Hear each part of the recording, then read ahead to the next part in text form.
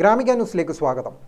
കാർഷിക സാമൂഹിക ജീവകാരുണ്യ പ്രവർത്തനങ്ങൾ ചെയ്തുവരുന്ന കതിരൂർ സർവീസ് സഹകരണ ബാങ്കിന് സംസ്ഥാനത്തെ മികച്ച പ്രാഥമിക കാർഷിക വായ്പാ സഹകരണ സംഘത്തിനുള്ള പുരസ്കാരം.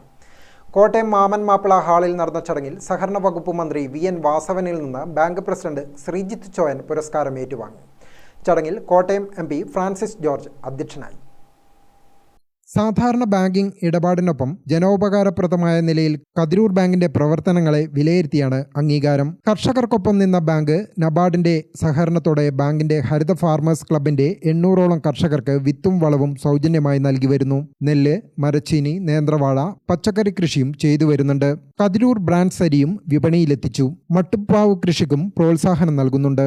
ആരോഗ്യ മേഖലയിലും മികച്ച പ്രവർത്തനം ബാങ്ക് ചെയ്തു വരുന്നുണ്ട്. Bank president Sreejith Choyan, secretary Suresh Puthalath എന്നിവരടങ്ങിയ ഭരണസമിതിയുമാണ് പ്രവർത്തനങ്ങളുടെ ചുക്കാൻ പിടിക്കുന്നത്. 3 വർഷത്തിനിടെ ബാങ്കിന് 10ഓളം പുരസ്കാരങ്ങൾ ലഭിച്ചിരുന്നു.